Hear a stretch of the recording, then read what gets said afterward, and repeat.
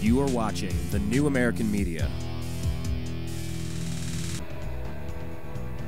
You are listening to the Agree to Disagree program on thenewamericanmedia.com. Welcome back, everybody. Thank you very much for sticking around with us today. My name is Brian Engelman. I am your host here on Agree to Disagree. This is a part of the TNAM radio network here at thenewamericanmedia.com. Do us a favor, if you're not following us on Twitter, please do so. We are at American_media_. If you are on Facebook, and we know that you are, please like our page, The New American Media. And if you are on YouTube, especially listening to this after the fact, or you found this little video embedded somewhere, click the little YouTube button, go to youtube.com/The New American Media, and subscribe to our channel. We talk about sports, politics, spirituality, religion, conspiracies, etc. Nothing is really taboo here. Let's get into all of it. We are pleased to bring back for our final segment Bruce Engelman. Bruce is a pastor. Bruce is an author on the Kennedy assassination. Bruce is my uncle. So for all disclosure purposes, it's all laid out for you. There's no hidden agenda here. It is what it is. But when it comes to politics, and when it comes to conspiracies, when it comes to spirituality and religion, this guy has spent a lot of time studying it. And that's what our show is called, Agree to Disagree. You can be of a different faith, of a different political persuasion. That's fine. But we're here to talk. And if you have a comment, please type it at the bottom, whether you're reading it at thenewamericanmedia.com or on YouTube. Leave a comment. Let's continue the conversation after this, and do us a favor, please tell your friends about it. Bruce, we were talking when we left kind of about conspiracy, CFR, Bilderberg, the Federal Reserve. Let's talk about, before we get to Kennedy, because I know we had set that up in the previous segment, Neil Armstrong left us, and I just wonder why people are remembering this man when, as you know, we never landed on the moon. That was shot in a Hollywood studio. That's another famous conspiracy. I don't know if you want to touch that or leave a comment on that one. Well, your grandfather, Mel Engelman, retired from 20 years with NASA, actually received a pin for helping put a man on the moon. And basically, I do believe that while I am a conspiracist, and a conspiracy theory, I do believe that Neil did walk on the moon. That was one secret, in spite of Hollywood and the other conspiracy theories. That's one hoax that I don't think the government could have pulled off when it involved, as Neil Armstrong said, about 400,000 people were involved in that project. You can only keep a secret so long, and that's what people say about the Kennedy assassination. Well, if Oswald didn't do it, and there were these 9 snipers, then how did they keep the secret that long? Well, the truth is the secret hasn't been kept that long. I've exposed the conspiracy in my books, Mark Lane in his books, Bob Groden in his books, Jim Mars in his books, and so the cat has been left out of the bag. But and I have relatives that retired from NASA. Dale's husband and so forth. That a lot of them don't believe, even NASA employees, that we landed a man on the moon. But I sincerely believe that we did. Well, I did say that tongue-in-cheek, obviously, because it seemed to fit so nicely. And I knew you were speaking tongue-in-cheek, yes. Well, but here's the thing. If we're willing to consider all sorts of crazy, let's consider every sort of crazy. I mean, let's go all the way out there and just try to back it up with fact. Let's let the lunacy run rampant, and we'll rein it back in as we see it. I mean, it's very interesting. I don't know if you saw the most recent Transformers movie, but in that movie, Michael Bay has it where it's a race to go claim alien technology with the Transformers, the part robot machines that crashed on the dark side of the moon, and that's what the secret space mission was. And there are books out there, Dark Mission, and a whole bunch of things that kind of get into really interesting concepts of what was really going on up there at NASA. And of course, NASA was started by DARPA, which was formerly ARPA. That was the Advanced Research Projects Agency, which became the Defense Advanced Research Projects Agency under President Eisenhower. And, that is the organization, DARPA, that brought you things such as the internet. So, you know, I mean, these huge, massive leaps forward in the past several decades, some people do wonder, was there a technology discovered at Roswell? Did the Germans, did the Nazis find some sort of technology? Did something at the moon happen? I mean, it's a very rich topic that, yes, I am kind of poking fun at a little bit right now, but at a future date we could bring it up. But yeah, Neil Armstrong definitely made a lot of impact, and yes, we in our blood, I guess we have it in our genealogy somewhere in our DNA strands, that NASA and space exploration is something ingrained with us, with your father and my grandfather working at NASA. Yeah, well, you know, Americans have always been explorers, adventurers, and scientists, and NASA has produced a lot of great discoveries and inventions, and have conquered space. And I think it's appalling that this current president wants to diminish NASA. He has scrubbed any missions to Mars, manned missions to Mars. He's put on mothballs the shuttle program, and he wants to turn it into an outreach for Muslims. And I think it's a disgrace. As far as the conspiracy, just for the fun of your listeners, Brian. The two reasons that most people that are conspiracy theorists against the moon landing is because the flag was waving and they say there's no wind on the moon, and the other thing is that there were no stars pictured. It was just black, you know. So, but I do believe that Neil did step foot on the moon. I don't think you're going to keep a secret from 400,000 people. By the way, to clarify, the Muslim outreach through NASA, I did read that story. Can you just give a quick, clarify what that was? Yeah. I want to encourage all of your listeners listeners and viewers both, to see the movie quickly, 2016, and that will answer all your questions. But basically, Barack Obama, until he took a lot of heat, had his NASA director, a radical and a liberal like himself, say that they wanted to change the emphasis of NASA from a space exploration organization to a outreach to enhance the Islamic world. And, you know, it just makes my blood boil. And I recall this story when it came in. I completely forgot about it. You're saying that is something that was featured in that Dinesh D'Souza movie 2016? Yes, sir, that's correct. Okay, I haven't had a chance to see that movie yet. I've been hearing a lot of stuff about it, but when I heard that story, it just didn't make any sense to me. Where is this coming from?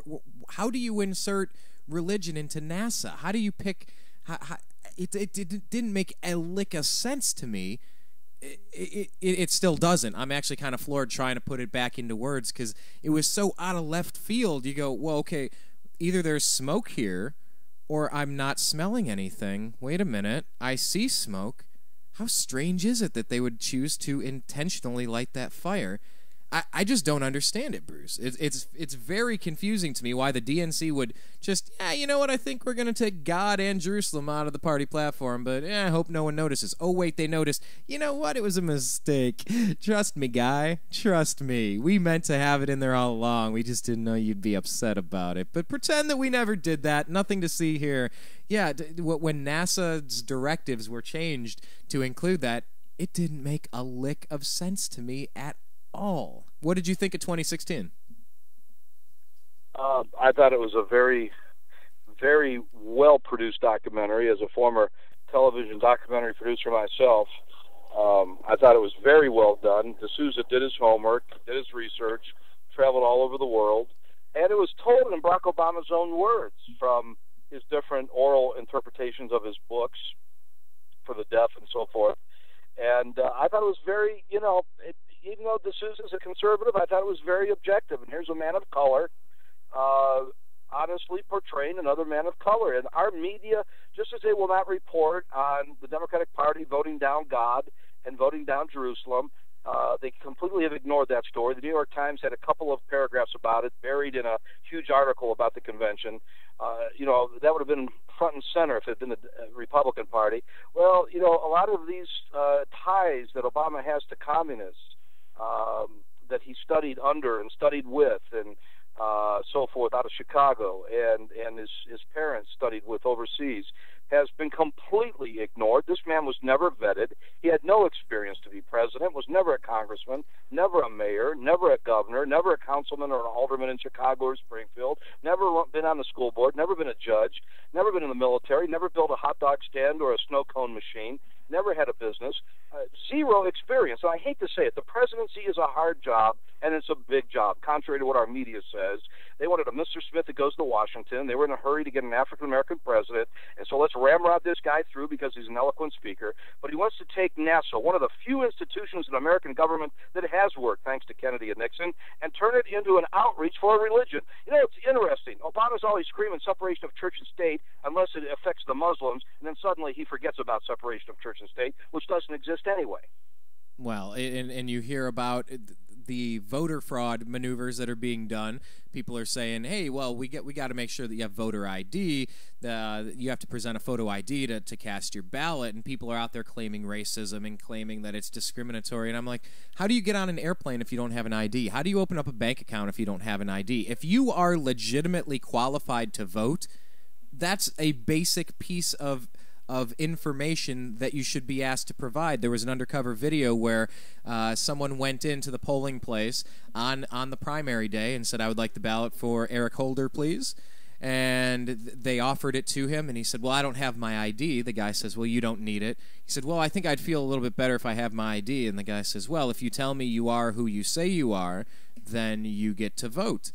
And he said, "You know, I think I'd be more comfortable if I went and got the identification out of the car. I'll be right back." Because he didn't want to pretend that he was Eric Holder so he could actually be charged with a crime of vote fraud. But Eric Holder's out there saying, well, there's no such thing as vote fraud. This is just racist if they're going to try to require voter ID in order to vote. And all these claims of racism, I think this stuff, they were able to get by with saying certain things and not saying certain other things back in 2008. But I think all the cards are on the table right now. And I don't think any rational person wants any discrimination based on race or gender or sex, sexual orientation or anything.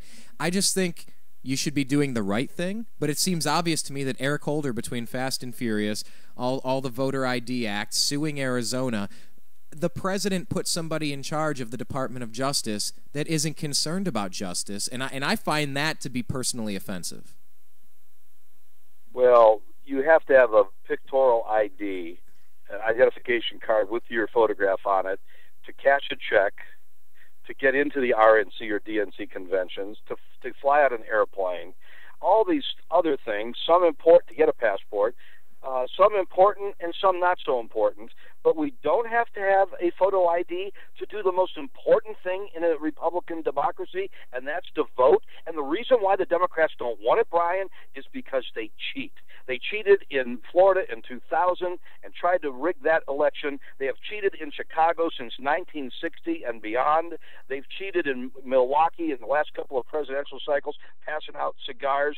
In Indianapolis, they had Adolf Hitler, Donald Duck, and some of the Smurfs voting. It's a joke. You never hear of the Republicans being involved in voter fraud. Well, of course Eric Holder doesn't want pictures on ID. Has nothing to do with racism. Has nothing to do with minorities. Has nothing to do with handicapped people. It's time that we start taking this very seriously. We don't. 40% of the Americans vote. 60% do not. But the point is, why do we have to have a picture ID for everything else but not to vote? Well, the answer is simple. The Dems have cheated for years, and they want to continue to cheat. And I've talked to some Republicans who say, well, we may not even vote. There's going to be so much Democratic voter fraud that our vote won't count. And my retort to that is all the more reason to vote to counteract the voter fraud that's going to happen here in about 2 months. Well, by their own admissions, we have millions of people that have snuck in the back door of the movie theater that didn't purchase a ticket. Right. Okay, whether you were born in the movie theater or not, whether we're privileged as Americans or not, that's a separate issue. This is, I'm a nightclub owner, and, I've been a promoter. I've rented out nightclubs. I've booked a series of bands, and I pay the staff on those nights to work the door, to check ID, and to make sure that the cover charge is being paid so that the employees can get paid so that I cannot lose my shirt. by their own admissions in this government, there are millions of people that have snuck in the back door without paying the cover charge, without waiting in line like the people who have been waiting for a very long time. And I'm not saying that our immigration system doesn't need tweaked, changed, or expedited a little bit, but if there are millions of people that predominantly, I don't know, 6 out of 10, 7 out of 10, 8 out of 10, 9 out of 10 illegal immigrants may vote Democrat, that's corruption on a level that's really making me sick, except that Bush wanted to push through an amnesty program. McCain wanted to push through an amnesty program. And there's something we have to do. We have to address illegal immigration somehow. I don't know what the right answer is. Is it that you do something like they're doing now to try to say, well, if you were born here and you're not in a gang and you're not causing crimes, you're here through no fault of your own. It was your parents that did this. My only question is, where's the repercussion? So where's your country of origin? Okay, you're from Nicaragua, and your parents snuck in. Okay, so that's the 3 of you. Now you defrauded our system. You have not been paying into it. So now Nicaragua will have 100 less people allowed to come in legally. So you're gonna screw the people waiting in line the right way from Nicaragua. And let's see how the Nicaraguans feel about those actions. I just don't see the teeth in it. Where are the repercussions for sneaking in if you have an overhead and you're trying to pay for all of these social welfare programs? Some of them are necessary for people that are disabled and that need some assistance. But I just think the whole system is so full of abuse, I don't know a path forward that's going to make any sense right now. Well, that's exactly right. And, the bottom line is we need equity. I'm all for fair voting rights, but the honest reality is we've got to maintain the ethics of the voting process. So, it's a joke. It's a joke, Brian. It is a joke. We need to have photo IDs. I don't care what anybody says. And I have no confidence in Eric Holder. He's been held in contempt by Congress, first sitting attorney general ever to do so. Fast and furious. Some people say it was a scam to raise public outcry and sentiment toward more gun regulations and or confiscations, to remove the Second Amendment, since they've already messed with the 10th Amendment and said you now have to purchase a product called health care. I mean, it's just that there's this overwhelming feeling, and we go back to Bush and the Patriot Act and going into Iraq with weapons of mass destructions that may or may not have been there, and all the conspiracy theories around 9/11, and it's just, this is a general mistrust of government. Would you say that this goes back to the Kennedy assassination? Because let's get back on topic here, because that's what I want to focus on during this last segment, is the Kennedy assassination. It's a subject you as an author have written about, you've researched, you've studied. It just feels like nobody trusts anything anymore. And if there's an aspect of government that can kill a sitting president, if votes can be rigged, if elections can be rigged, if Mayor Antonio Villaraigosa already says on his cue cards that you're going to adopt a motion that the people aren't voting for, if the RNC is going to change the rules on Ron Paul so he can't speak, people are saying Republicans and Democrats are equally corrupt. We don't trust any of them. Let's bring it back to JFK and talk about that for a second. Well, a good transition and a good segue yourself, nephew. Let me say this, by the way. If the Democrats at the DNC convention cannot trust the mayor of Los Angeles and the Democrats on the platform, and that wicked witch, Debbie Wasserman Schultz, where did they dig her up? I mean, man, that woman is a witch, physically and spiritually. But if they can't even honestly represent and defend their own constituency with a verbal vote in parliamentary procedure off the floor of their own DNC, why should I, as an American citizen, trust the Democrats to represent me honestly in Washington? And people are that's saying another that, issue. Well, but it's similar, because the RNC did the same tricks with Ron Paul, and there's 10 to 20% of the people, I guarantee you, they have so mishandled this situation. Whether you pick Ron Paul is a vice presidential person or not, or you say I'm going to put him on in charge of the Federal Reserve Board, or he'll be our Treasury Secretary or something.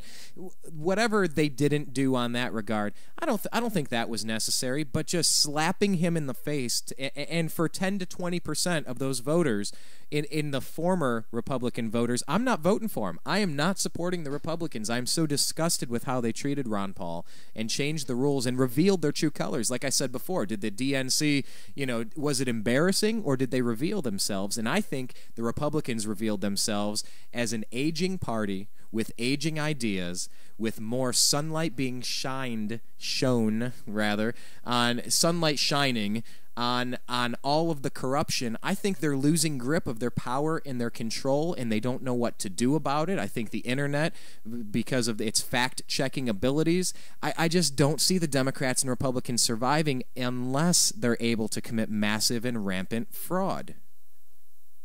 Well, let me just say this. Just remember this, Brian. If you vote for the Libertarian candidate or any other party or any other third party, that is 3 votes for Obama. So I want your listeners to remember that. I appreciate you wanting to vote for principle. I appreciate you being hurt and upset over the way the Ron Paul thing was handled. And they did give, in all fairness, they did give Rand some speaking ability, and they did a nice documentary on Ron.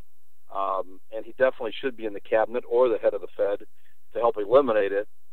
But be that as it may, if our people don't go to the polls. This is where you and I kind of respect each other's opinion, and we agree to disagree on the abortion issue. Well, it's kind of like that with you, Brian, on this issue.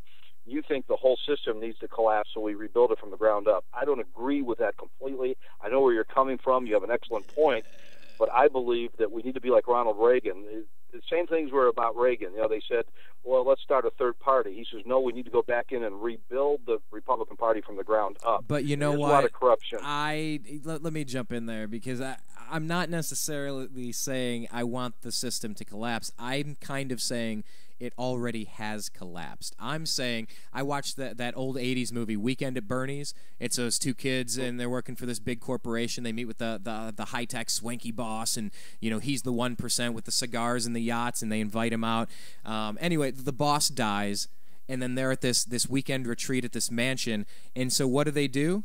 Well, they just pretend that he's alive. They put glasses on him. They rig his hand up so he can wave to people, and they're parading him around. He's on a boat. They're walking around with him. They're tying their shoelaces. Weekend at Bernie's. I'm saying the system has already died. I've declared that this republic has died in principle. It's lost its moral compass. It's lost its reason. It's beyond corrupt. I'm calling it out as the boss has already died. They're just walking it around like it's okay. So I'm not hoping for a collapse. I'm saying it has collapsed, and the quicker we address it, the worse. The worse. It won't smell as bad if we attend to this now. I just think it's making the problem worse by pushing it forward. And the lesser of 2 evils. Comment about, well, we got to change the party from the inside. Well, that's what the Ron Paul people were trying to do. And what happened in this election? The Republican progressive establishment said, we're the ones in charge, son. Sit down. They pulled so many dirty tricks on these people. The system is completely corrupt. And my point is, if those people no longer have an outlet inside, then I would respectfully make the case 2 points. Number 1, that the Democrats and Republicans are the same, and I'm looking for a second party to vote for, and I may just support Gary Johnson. I have not made that decision yet. But if the Democrats and Republicans are both corrupt, and they've both been in charge of a 2-party scam for the past 100 years during our massive decline, well, then we should blame the Democrats and Republicans as one and try a third option, something more libertarian, something more constitutionalist. Because whether it's Theodore Roosevelt, whether it's FDR, whether it's Nixon, or whether it's Bush or Obama, I mean, we're getting things in policies that are really corrupting us, and I think we're starting to rot. I really think this has been a failed system for a long time now, and I just can't support the fraud anymore. I think all of these Ron Paul libertarian type people that wanted to influence the Republicans I think they've shot themselves in their own foot, and I just cannot stomach doing it again. I held my nose and voted for McCain. I don't feel good knowing that McCain is the one behind the National Defense Authorization Act that President Obama signed on New Year's Eve that says you can be kidnapped without charges, without trial, and held indefinitely as an American citizen. It is so unconstitutional, I can't even really put it into words. In Section 1021 and 1022, McCain drafted it, Obama passed it, Congress rubber stamped it. Ron Paul said, "Are you guys crazy?" "Oh, no, but Ron Paul's crazy. Shut him down. You can't hear from him." People are disenfranchised. We don't trust our system. I'll speak for me. I don't trust either of these two parties, Republicans or Democrats, and I cannot stomach voting Republican this time. Can't do it. Well, your point is well taken, and you speak for a lot of Ron Paulites and a lot of we constitutionalists and a lot of libertarians. There's no question about it. But I believe that Mitt Romney is a lot more conservative than what people give him credit for. And I also believe that everything he's touched, he's rebuilt from the ground up, whether it's the state of Massachusetts, whether it was the Olympics, and then putting this new guy, this Paul Ryan fellow, who is as close to a Paulite as we're going to get out of the Republicans, who's despised by every Democrat, who wants to go back to the gold standard, who wants to revamp, do away with the Fed, who wants to cut entitlements and has the guts to do it. And the media and the Dems are demonizing him, pushing old ladies off cliffs and going to take Granny's Social Security check. I really think that all of my fellow Ron Paul voters need to reconsider either voting for Gary Johnson or not going to the polls at all. I really believe that this is the most important election, not since the Civil War, but since the Revolution. Hey, we got about a couple minutes to talk about Kennedy. I'm sorry for getting you off on a rabbit trail. Oh, no, that's fine, and it just reminded me when my mortgage was severely underwater before I modified it recently, which has resolved a big nightmare problem of mine that we'll get into on another show another day. I used the analogy. I said, you know what, if I'm in an airplane and I'm flying and I've lost my steering, I can't go left, I can't go right, I can't go up, I can't go down, I'm headed toward a mountain. Do I slow down and drag this out, or do I just hit the accelerator and say, let's make sure people can hear this all across the towns and cities around us? If we're going to go down in a heap of flames, let's go out with a bang, shall we? And my comment, just to wrap this up here, was just that if Mitt Romney may get elected, I am concerned that the Sunshine Patriots, perhaps, as Glenn Beck called them recently, or the Tea Party that were furious about Obama but somehow didn't give George Bush any grief over the Patriot Act. I'm worried that those people are going to go back to sleep. It's almost worth giving Obama another 4 years because you know what? We got ourselves into this mess. At least we're now paying attention and getting vocal about all the atrocities. I just worry that people will go back to sleep and get complacent again if you just switch the R with the D and that one party gets to continue their two-party dominance. Well, let me ask you this, Brian. Would you have considered voting for Romney if he had picked Ron Paul as his running mate, or Rand Paul? Yes. Yes. I would have considered it, yes. You know how I know you're not a liberal? Oh, Lord, I could answer that. A liberal will never give me a yes or no answer. They beat around the bush. They avoid the question itself. And thank you for that yes or no answer. And thank you for being intellectually honest as well. I would have considered it. Moving on to Kennedy, because I know we're starting to run out of time here. Just bring it all together. The general mistrust of government. Take it back to JFK. I'm 33. I wasn't alive when it happened, and you and I have talked about it before, but for our other listeners that just see the fraud in our system now, just talk about what happened during JFK according to your research, because either we buy the government line that, hey, there's nothing to see here, one crazy guy did something, or, hey, nothing crashed at Roswell, nothing to see here, or, hey, our economy's in good shape, don't look at $16 trillion. It feels like we've been being lied to by quote-unquote the government for a long time now. So take it whatever direction you want. Give us the basics of what you've uncovered during your research.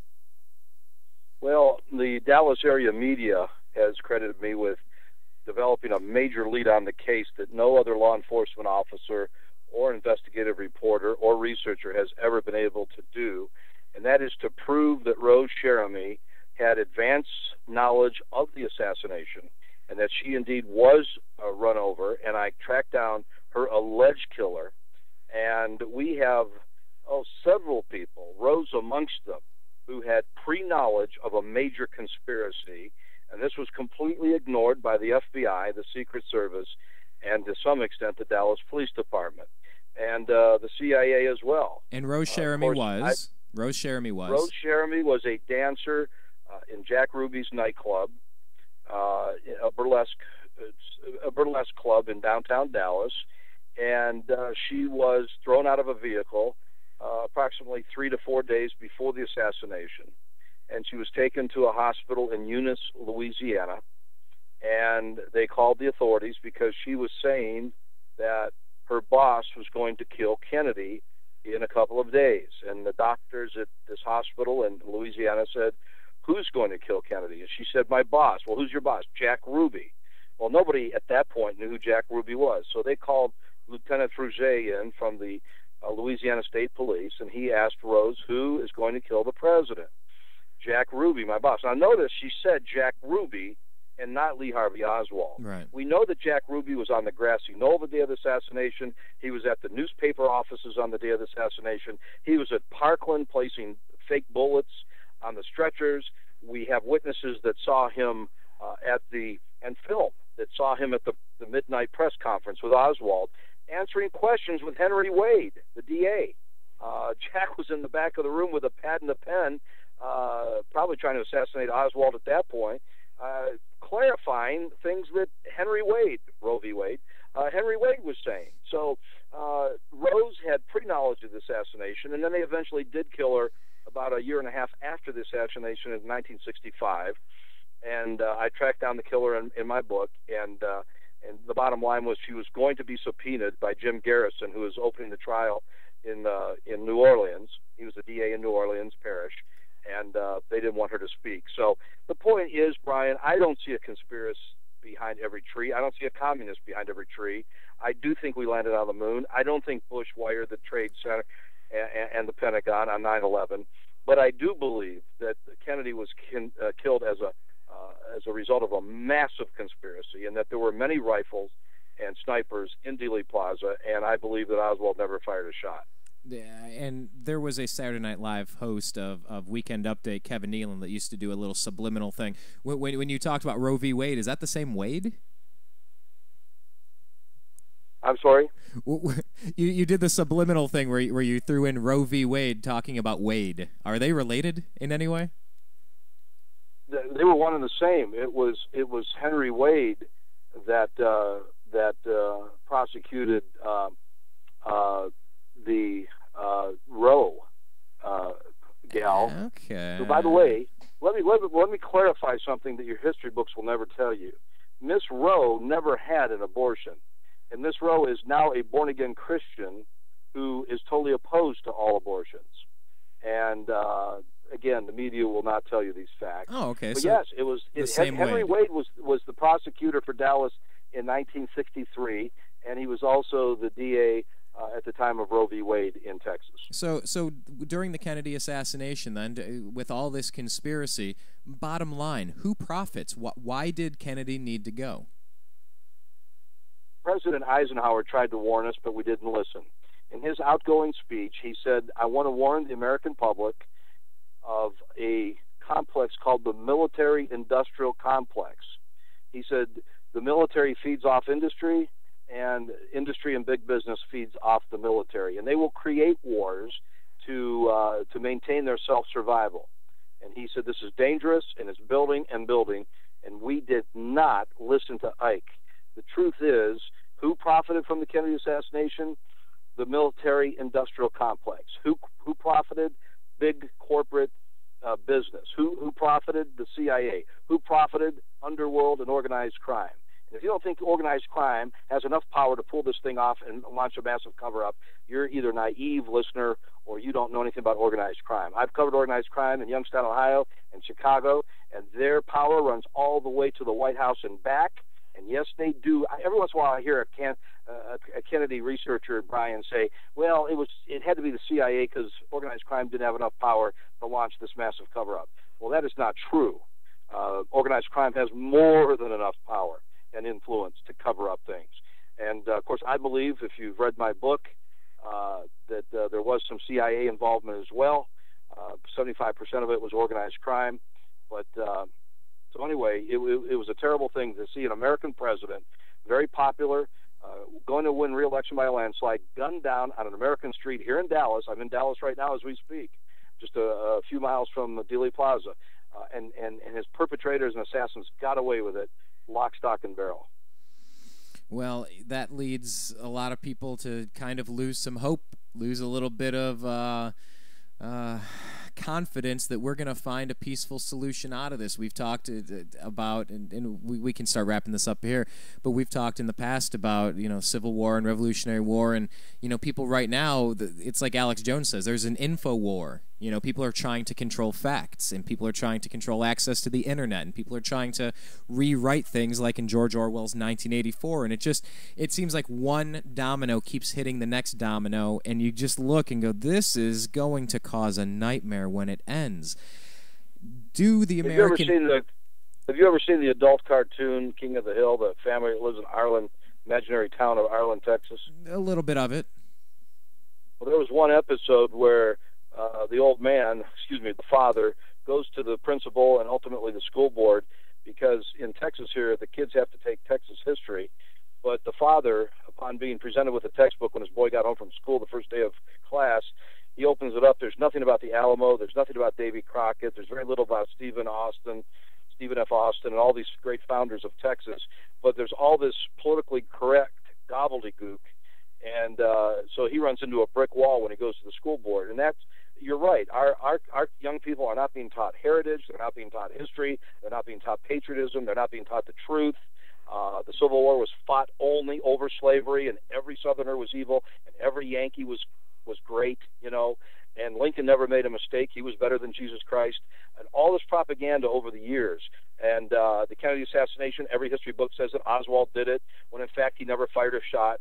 And it's no wonder. And you're right. A lot of the skepticism we have about the moon landing, about the Republican convention, the Democratic convention, all of it, a lot of it, Brian, goes back to November 63.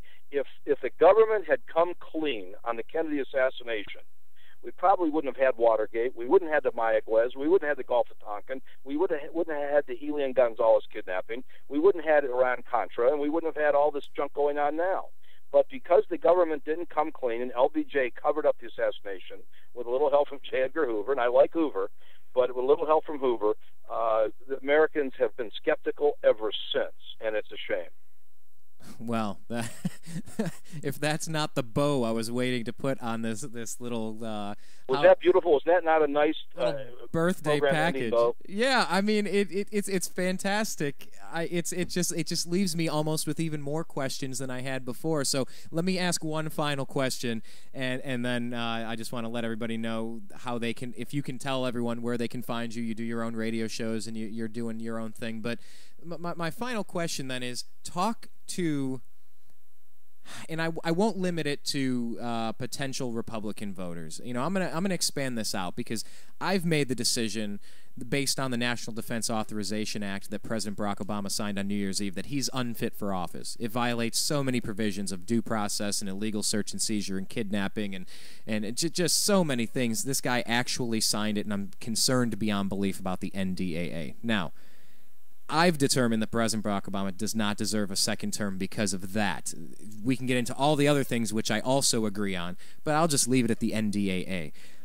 Can you talk to anybody who is feeling alienated by the political system in 2012, feeling like the Democrats are corrupt, or feeling like the Republicans are corrupt, or feeling like they don't count, or feeling like it is a military-industrial complex that's going to roll on without me? And by the way, if I stand up and speak up, they might pull a JFK on me. They might just get rid of me because it's easier than actually having to have an intellectually honest conversation. Talk to the disenfranchised, disillusioned future of this great country, because I'm not sure where to take it from here.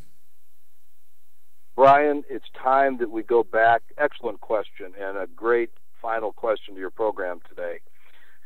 You've had a lot of great questions, but we need to go back to what Patrick Henry said: give me liberty or give me death. When Jason and I were in Israel about 18 months ago, we met a lot of young people who fight for the IDF forces. They never go anywhere without their M16 or their Uzi. They're fighting for their survival, and yet they're all so pleasant. They have a smile. They're positive, even though at any minute their life could be taken by an enemy soldier or a PLO or a terrorist. And I come back to the United States, and what are they concerned about? Is Simon Cowell going to leave American Idol? And heaven forbid if he does, how's he going to make his $55 million a year? And is he going to start the X Factor? And how much is Britney Spears chewing gum going to sell, used chewing gum, going to sell for on eBay? And I see two totally different realms of reality here, two total different universes of reality. We live in a fairy tale here. But with that said, Brian, we still live in the greatest nation, not only on the face of the earth today, but in the history of civilization. God has truly, in spite of what half of the Democrats say, God has truly blessed America, and we need to give him credit for it. And we are the number one friend of Israel and Jerusalem. And I would just urge everybody, whether you vote for Mitt Romney and Paul Ryan or Gary Allen and his running mate, please vote, because we have young men and young women spilling their blood on the foreign battlefields of Iraq and especially Afghanistan now.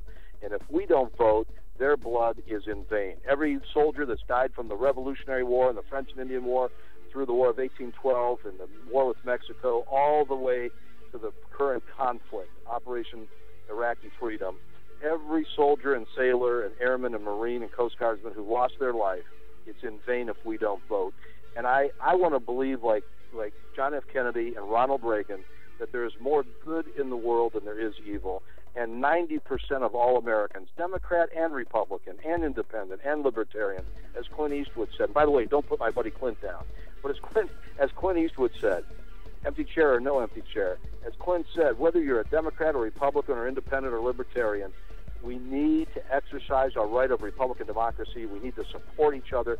We need to help each other. We need to continue to answer the call of freedom, as JFK said in his inauguration around the world, and ask not what our country can do for us in this entitlement society, but let's ask on the eve of this election 2 months away what we can do for our country. Well, and you're right. Whether it's voting for Gary Johnson and the Libertarians, or Did I say Gary Allen? You did. Gary Allen wrote the book Jimmy Carter. I'm sorry, Gary Johnson. You know what? On my names today. This day and age, we got a lot of Jimmy Carter on the brain. But what Clint Eastwood did say, he said, we have to remember that these are our employees, and when they're not doing the job, sometimes we just got to let them go. You know what was lost in that rambling kind of I'll make it up as I go kind of thing with an empty chair, and despite the fact that Ron Paul should have had his speech. That's what made it great. I know. Bruce, we only have about 30 seconds left. Can you tell everybody where they can find you on radio, where they can stay connected, because you're doing a similar outreach program on your own? Yes, just check with your local station. If they don't carry my program, Sports with Bruce Engelman, call the programming director or general manager or owner and ask them to bring my program on. It's a half-hour program. It airs on different times in different parts of the country on different markets. We interview primarily athletes, but once in a while we do politics. It's called Sports with Bruce Engelman, and they can contact me at sportswithengelman, E-N-G-E-L-M-A-N, at gmail.com. That's Sports with Engelman, all spelled out, E-N-G-E-L-M-A-N, at gmail.com, and we'll be glad to get back in touch with those folks. Excellent. Well, Bruce, thank you again for your time. We'll do this again soon, closer to November, to commemorate the JFK assassination. All right, sir? We'll do it, and keep up the good work. You got a great program going here. Thank you, Bruce. I appreciate your time. That was Bruce Engelman. I am Brian Engelman. That was my uncle on thenewamericanmedia.com. Thank you for following us on all of the outlets where we're at. We appreciate you. You are watching The New American Media.